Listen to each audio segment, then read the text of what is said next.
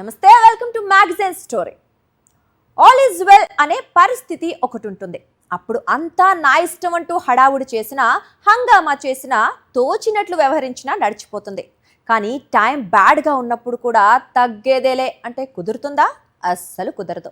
ఈ సత్యాన్ని కాంగ్రెస్, దాని మిత్రపక్షాలు ఇప్పటికైనా తెలుసుకున్నాయా లేదా అన్నదే పెద్ద ప్రశ్న.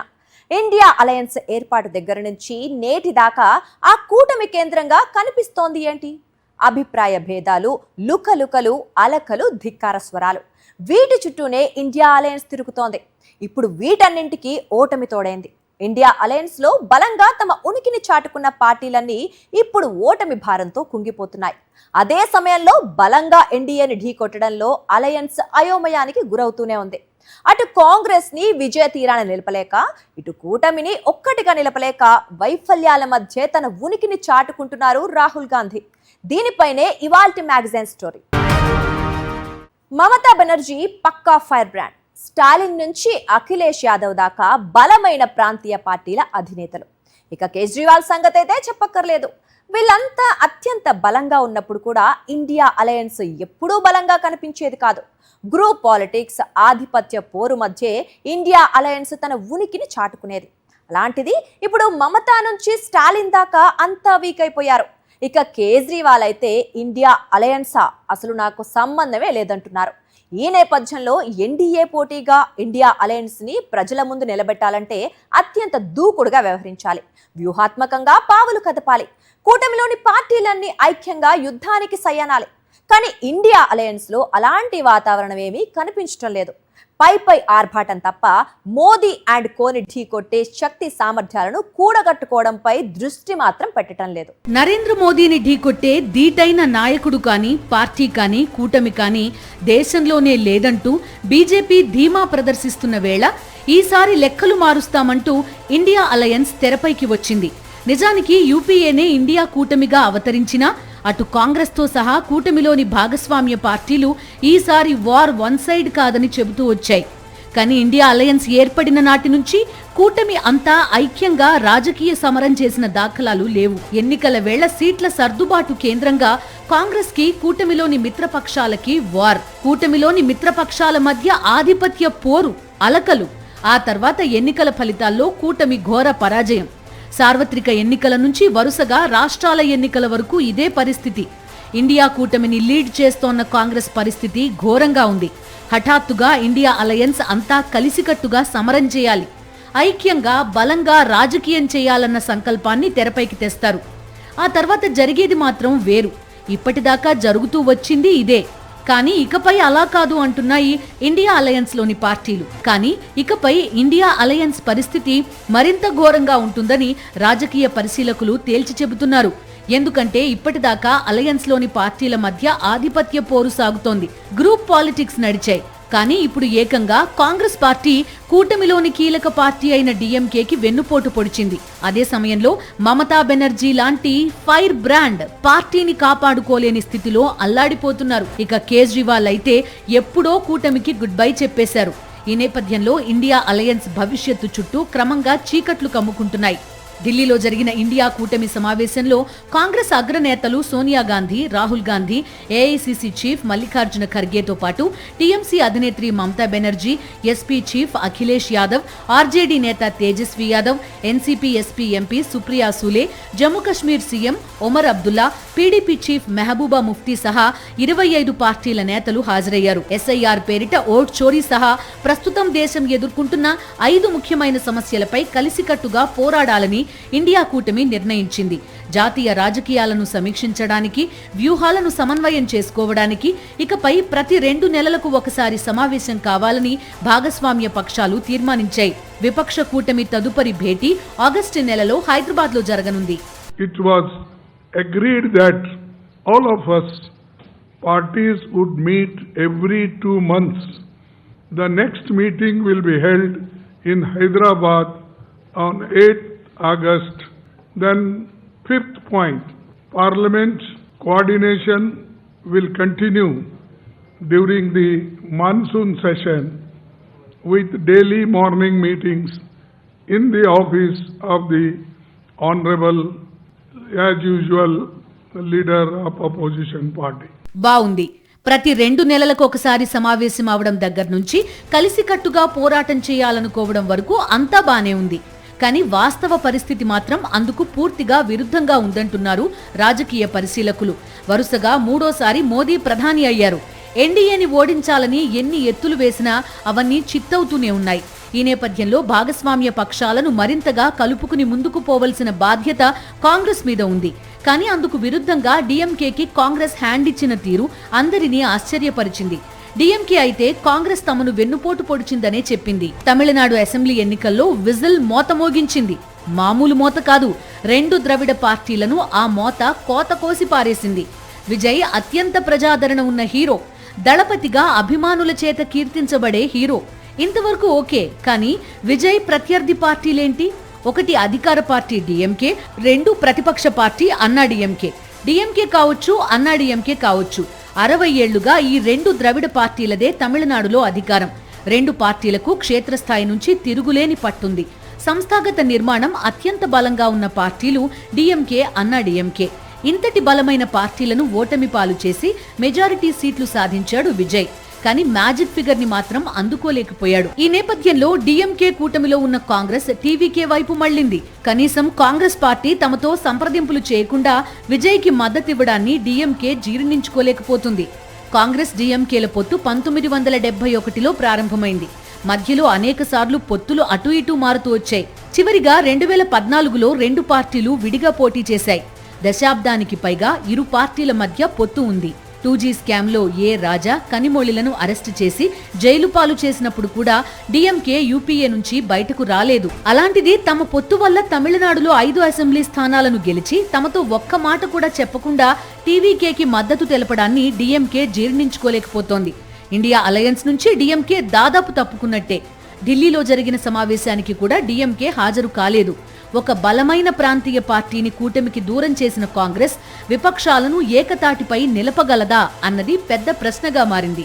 డిఎంకేకి ఏంటంటే బీజేపీతో ఫైట్ చేయాల్సిన అవసరం లేదు ఇప్పుడు. ఎందుకంటే ఆడ తమిళనాడులో ఒకప్పుడన్నా తనకు ప్రత్యర్థి ఎన్డీఏని. ఎందుకంటే ఏడీఎంకే మిత్రపక్షంగా బీజేపీ ఉంది గనక అనివార్యంగా బీజేపీ పైన తాను ఫైట్ జరిపాల్సి వచ్చింది. కానీ ఇప్పుడు డిఎంకేకు BJP is no longer a direct rival. ఆడ రాష్ట్ర రాజకీయాల్లో విజయ్ డైరెక్ట్ రైవల్.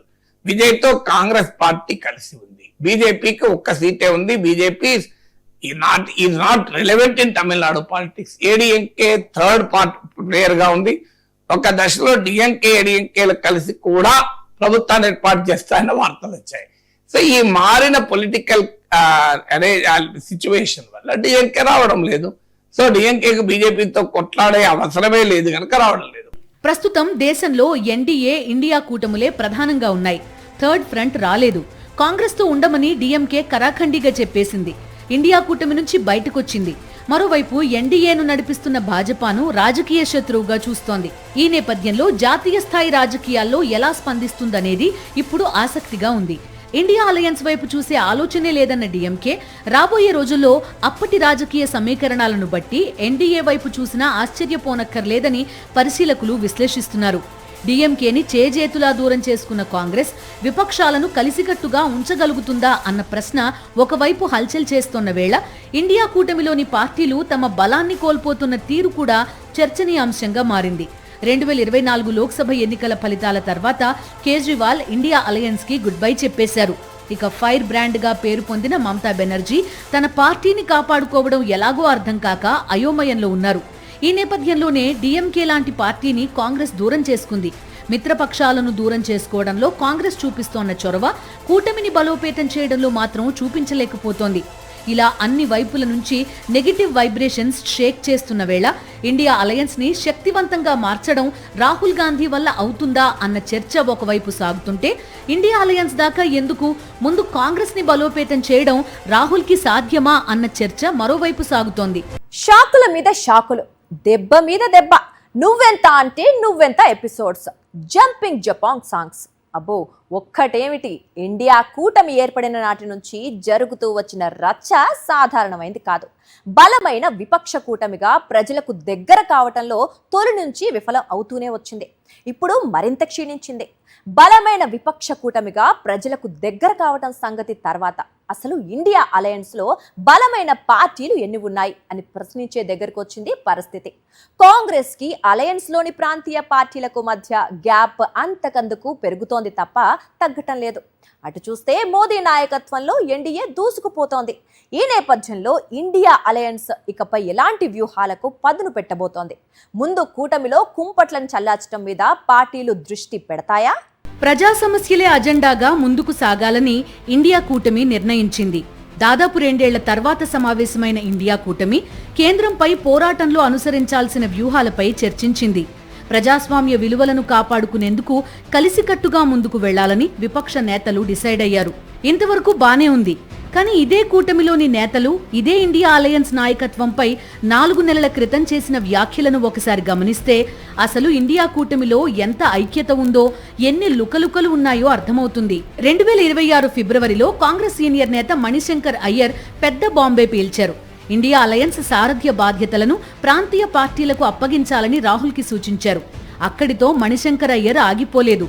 ఇండియా కూటమిని నడిపించగల సామర్థ్యం మమతా బెనర్జీకే ఉందని, అసలు ఆమె లేకపోతే ఇండియా కూటమి ఉనికికే ప్రమాదమంటూ సంచలన వ్యాఖ్యలు చేశారు. పనిలో పనిగా మమతా బెనర్జీతో పాటు స్టాలిన్, అఖిలేష్ యాదవ్, తేజస్వి యాదవ్ వంటి నేతలకు పగ్గాలు అప్పగించి రాహుల్ గాంధీ ఈ బాధ్యతల నుంచి తప్పుకోవాలని అన్నారు. అదే సమయంలో బెంగాల్ సీఎం మమతా బెనర్జీ మాత్రమే ఇండియా కూటమిని సమర్థవంతంగా నడపగలరని Samajwadi party, NCP SP, Shivsena UBT, RJD సైతం తమ అభిప్రాయాలు వ్యక్తం చేశాయి. ఆ వెంటనే మా నాన్న మాత్రం ఏమన్నా తక్కువ అంటూ సీన్లోకి ఎంట్రీ ఇచ్చేశారు ఉదయనిధి స్టాలిన్. ఇండియా అలయన్స్ ని లీడ్ చేయడంలో రాహుల్ గాంధీ కన్నా స్టాలినే సమర్థుడని ఉదయనిధి స్టాలిన్ వ్యాఖ్యానించారు. దీంతో ఇండియా అలయన్స్ లో ఏ స్థాయిలో లుకలుకలు ఉన్నాయో మరోసారి బయటపడింది. జన్ బంధన్ కి మమతా బెనర్జీ కూడా హాజరయ్యారు. కాకపోతే ఇప్పుడు ఆమె ఇండియా అలయన్స్ ని లీడ్ చేయడానికి పావులు కదిపే స్థితిలో లేరు. తృణమూల్ కాంగ్రెస్ తన చేయి జారిపోకుండా చూసుకోవడం ఎలాగో అర్థం కాక మమత సతమతమైపోతున్నారు. పశ్చిమ బెంగాల్ అసెంబ్లీ ఎన్నికల్లో ఓటమి షాక్ నుంచి తేరుకోకముందే రితబ్రత బెనర్జీ నేతృత్వంలో 58 మంది ఎమ్మెల్యేలు కూటమిగా ఏర్పడ్డారు. తమదే నిజమైన తృణమూల్ అని ప్రకటించుకున్నారు. ఆ షాక్ నుంచి తేరుకోకముందే ఎన్డీఏకు మద్దతివ్వాలని 20 మంది టీఎంసీ ఎంపీలు నిర్ణయం తీసుకున్నారు. ఈ మేరకు లోక్సభ స్పీకర్కు 20 మంది టీఎంసీ ఎంపీలు లేఖ రాయడానికి రెడీ అయ్యారు. కకోలి ఘోష్ ను తమ నాయకురాలిగా టీఎంసీ రెబెల్ ఎంపీలు ఎన్నుకున్నారు. తృణమూల్ కాంగ్రెస్ కి 28 మంది లోక్సభ సభ్యులున్నారు. ఇప్పుడు 20 మంది ఎంపీలు ఎన్డీఏకి జై కొడితే తృణమూల్ కాంగ్రెస్ పార్లమెంటరీ పార్టీ మాదే అనడం ఖాయం. ఇండియా అలయన్స్ ని మమతా లీడ్ చేయాలని డిమాండ్స్ వినిపించిన 4 నెలలకి మమతా బెనర్జీ పరిస్థితి ఇది. ఇక ఇండియా అలయన్స్ నాయకత్వ రేసులో నాడు స్టాలిన్ పేరుని స్వయంగా ఉదయనిధి స్టాలిన్ తీసుకొచ్చాడు. కానీ ఇప్పుడు అసలు డీఎంకే ఇండియా కూటమిలోనే లేదు. మళ్లీ కాంగ్రెస్ తో కలిసి పనిచేసే పరిస్థితి లేనే లేదని డీఎంకే తేల్చి చెబుతోంది. నాడు మమత నాయకత్వం వహిస్తే ఇండియా అలయన్స్ మరింత బలోపేతమవుతుందన్న Samajwadi party, NCP SP, Shivsena UBT, ఆర్జేడీలు కూటమిలోనే ఉన్నాయి. కానీ ఆయా పార్టీలకు కాంగ్రెస్ నాయకత్వంపై, రాహుల్ గాంధీ నాయకత్వంపై ఎంత నమ్మకం ఉందో ఇప్పటికే అనేకసార్లు బయటపడింది. క్లుప్తంగా చెప్పాలంటే గతంలో కంటే ఇప్పుడు ఇండియా అలయన్స్ మరింత బలహీనంగా ఉంది. జన్ బంధన్ సమావేశానికి హాజరు కావడానికి ముందు ఇండియా అలయన్స్ కి 1.5 ఏళ్ల క్రితమే గుడ్ బై చెప్పిన కేజ్రీవాల్ ని కలిశారు మమతా బెనర్జీ. కేజ్రీవాల్ ని తిరిగి కూటమిలోకి తీసుకొచ్చేలా మమత పావులు కదుపుతారా అన్న చర్చ కూడా ఢిల్లీలో జోరుగా సాగుతోంది. అదే సమయంలో నానాటికి బలహీన పడుతోన్న ఇండియా అలయన్స్ లోకి కేజ్రీవాల్ వచ్చే పరిస్థితి ఉండదని రాజకీయ పరిశీలకులు స్పష్టం చేస్తున్నారు. మరోవైపు సిపిఎం కూడా కాంగ్రెస్ తీరుపై తీవ్ర ఆగ్రహంతో ఉంది. కేరళ అసెంబ్లీ ఎన్నికల వేళ రాహుల్ గాంధీ, ప్రియాంక గాంధీ వాద్రా నుంచి మల్లికార్జున ఖర్గే దాకా అందరూ సిపిఎం, బీజేపీ మధ్య అవగాహన కుదిరిందని ఆరోపించారు. ఈ ఆరోపణలను సిపిఎం చాలా సీరియస్ గా తీసుకుంది. ఈ నేపథ్యంలోనే సిపిఎం ప్రధాన కార్యదర్శి ఎంఏ బేబీ కాంగ్రెస్ అధ్యక్షుడు ఖర్గేకి లేఖ కూడా రాశారు. ఇలా చెప్పుకుంటూ పోతే ఇండియా అలయన్స్ లో ఉన్న ప్రధాన పార్టీలకు కాంగ్రెస్ కి మధ్య గ్యాప్ ఉంది. కూటమిలోని పార్టీలు కాంగ్రెస్ నాయకత్వాన్ని, రాహుల్ నాయకత్వాన్ని అంగీకరించడం లేదు.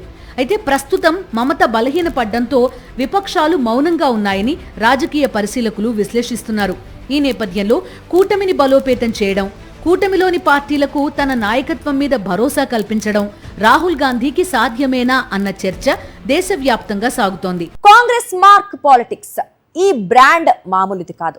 Trouble shooters, king makers, think tankers, ఇలా హేమీలతో నిండిన కాంగ్రెస్ చేసే రాజకీయాలు ఒక రేంజ్ లో ఉండేవి. అందుకే కాంగ్రెస్ మార్క్ పాలిటిక్స్ అంటే ప్రత్యర్థి పని అయిపోయినట్లే అన్నట్లుగా ఉండేది. కానీ ఇప్పుడు కాంగ్రెస్కి అంటూ ఒక మార్క్ కనిపించడం లేదు. ఆ పార్టీ పాలిటిక్స్ కి జనంలో రెస్పాన్స్ కనిపించడం లేదు. ఇక ట్రబుల్ షూటర్స్, కింగ్ మేకర్స్ లాంటి వాళ్ళ గురించి ఎంత తక్కువ మాట్లాడుకుంటే అంత మంచిది. జాతీయ స్థాయిలో కనిపించేది, వినిపించేది ఒక్కరే, రాహుల్ గాంధీ. అదే సమయంలో కాంగ్రెస్ పార్టీ రాహుల్ని మోస్తోంది. రాహుల్ కాంగ్రెస్ ని మోసేదెప్పుడు అన్న ప్రశ్న మాత్రం దశాబ్దానికి పైగా సమాధానం కోసం దేశమంతా తిరుగుతూనే ఉంది. ఇండియా అలయన్స్ ని రాహుల్ గాంధీ సమర్థవంతంగా లీడ్ చేయగలడా లేదా అన్న చర్చ కన్నా ముందు ఇకనైనా కాంగ్రెస్ ని రాహుల్ బలోపేతం చేస్తాడా అన్న చర్చ తన ఉనికిని చాటుకుంటోంది. కాంగ్రెస్ పార్టీ నుంచి వివిధ సామాజిక వర్గాలు క్రమంగా దూరం అవడం అన్నది రాహుల్ జమానాలో పెరిగింది. దాన్ని పరిష్కరించడం మీద దృష్టి పెట్టలేదు. అనేక రాష్ట్రాల్లో పార్టీ ఘోరంగా ఓడిపోతూ వచ్చింది. ఓటములపై లోతైన సమీక్షలు లేవన్నది కాంగ్రెస్ కండువాల నుంచే వినిపిస్తోన్న ఫిర్యాదు. మరోవైపు గతంలో ఉన్న ట్రబుల్ షూటర్స్, హేమీ నాయకులు లేకపోవడం కూడా రాహుల్కి పెద్ద కొరతగానే చెప్పాలి. నిజానికి సమస్యలను అధిగమిస్తూ ముందుకు సాగడమే నాయకత్వ లక్షణం. కానీ తన సమస్యలకు, కష్టాలకు కారణాలు చూపించడం తప్ప అధిగమించడం రాహుల్ చేయలేకపోతున్నారు. తొలి నుంచి కూడా ఆలోచన లేని వ్యవహార శైలి రాహుల్ని విఫల నాయకుడిగా నిలబెడుతూనే వస్తోంది. అందుకు 2013లో ప్రజా ప్రాతినిధ్య చట్టానికి సంబంధించిన ఆర్డినెన్స్ విషయంలో రాహుల్ వ్యవహరించిన తీరు నుంచి తాజాగా డిఎంకేకి వెన్నుపోటు పొడవడం దాకా అనేక ఉదాహరణలను చెప్తున్నారు రాజకీయ పరిశీలకులు. ప్రజా ప్రాతినిధ్య చట్టంలోని కొన్ని నిబంధనలు సవరిస్తూ సుప్రీంకోర్టు ఇచ్చిన తీర్పును తిరగరాసేలా 2013లో అప్పటి మన్మోహన్ సింగ్ ప్రభుత్వం ఆర్డినెన్స్ తెచ్చింది. సిట్టింగ్ ప్రజాప్రతినిధులు ఎవరైనా దోషిగా తేలితే వారిపై 3 నెలల వరకు అనర్హత వేటు వేయరాదన్నది ఆ ఆర్డినెన్స్ సారాంశం. ఈ ఆర్డినెన్స్ ని తీవ్రంగా వ్యతిరేకించారు రాహుల్ గాంధీ. ప్రెస్ మీట్ పెట్టి మరీ తన వ్యతిరేకత వ్యక్తం చేశారు. ఫలితంగా కొన్ని రోజులకు ఆ ఆర్డినెన్స్ ను యూపీఏ ప్రభుత్వం ఉపసంహరించుకుంది.